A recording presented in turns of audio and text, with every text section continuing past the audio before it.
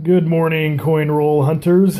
Thanks for joining me for another early morning coin roll hunt as we work through our $500 box of half dollars. And it's been great getting up early every morning and being able to do this for us, for you guys. And I'm glad you're here so that we can share in this cool experience. So make sure you subscribe so you don't miss out on any of the upcoming rolls in this series.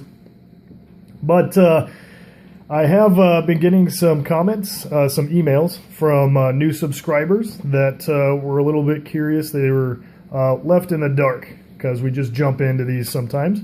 So I'm just going to kind of recap what exactly it is we're doing. We're going through these $10 rolls of half dollars, and we are looking for a my birthday coin for the birthday coin series, which for me is a 1983 with a Denver Mint mark, which is a capital D. In addition to searching for that coin, we'll also be looking for any silver coinage. Now, 90% silver half dollars will be in the dates from 1964 and older. 1964 and older. And then the silver clad 40% half dollars will be anything from 1970 to 1965. And as these things tend to happen, as you gain experience in the hobby, we've had some really great experienced subscribers that have been active with me here and have reminded me, not reminded me actually, pulled the veil from my eyes to inform me that we have, they're called Not Intended for Circulation.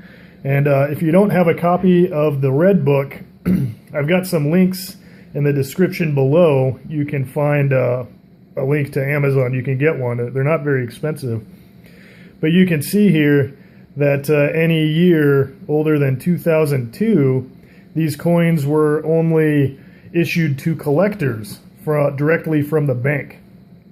Well, from the mint, sorry, not the bank. They were never intended for circulation. And so when these do wind up in circulation, it's kind of a mystery. Somebody might have cashed in or lost their coin collection. So another treasure that we can find in these $10 half rolls. So now let's dig into this thing, and I'll show you one of the cool hints for some of you guys that are new to this hobby and don't have as much experience.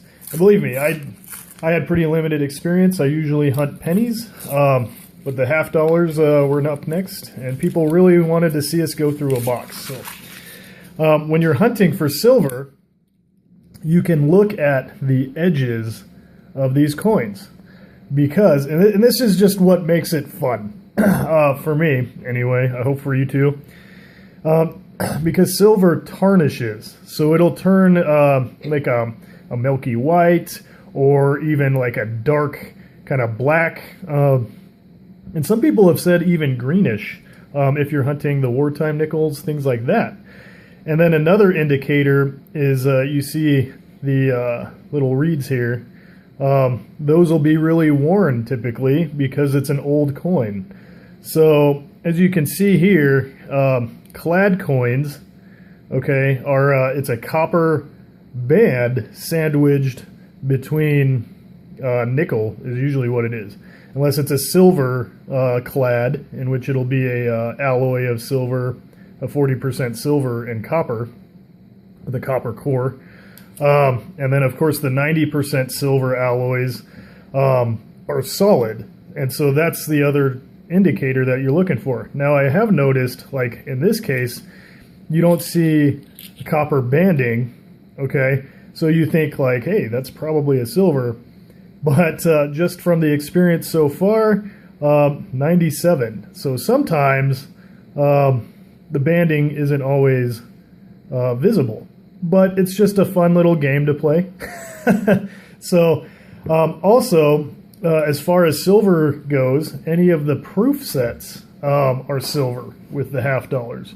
So I believe it says 2000 Uncirculated mint sets. Let's see here. Well, anyway, I don't know if we'll see any proof coins in here. They're going to be easy to spot because the obverse, or the details, the raised portions here. Hey, and there's our first NIFC, not intended for circulation. But as I was saying, the proofs, this will be frosted, and then the fields will have like a mirror finish on them. So we're going to set this one aside. We've got our first NIFC. Now, this is the first one that I've pulled out.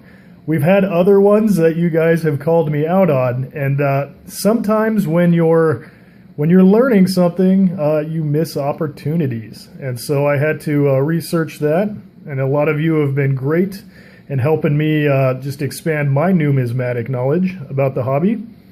And I really hate, though, the ring you get around where it was crimped. But, you know, that is still an awesome find. And I'll probably blog about this one on my coin hunting blog, coinrollin.blogspot.com. If you want to join me there, maybe I'll, I don't know, we'll talk about it a little bit. But, so 1999.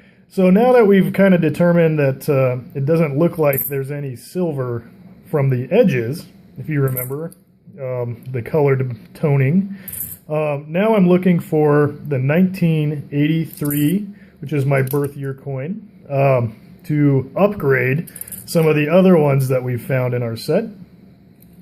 Just looking for something that's in a little better condition. We'll also be looking for those silver clads, which are 40% silver.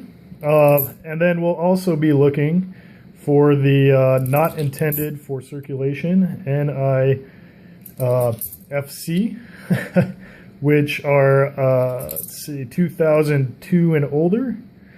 And then, of course, any proofs. If we find a proof, that will be silver. So it doesn't look like we've got anything there, except we did find this really cool 2010 Denver. You can tell that by the letter D here above the date, if I can get that in focus for us.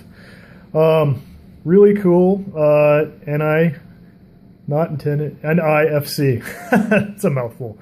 Anyway, so thank you for joining me again this morning, and I hope that you join me tomorrow. Subscribe to the series, subscribe to this channel so you don't miss out on the series, because we're going to be doing this every day till we get through this box of $50.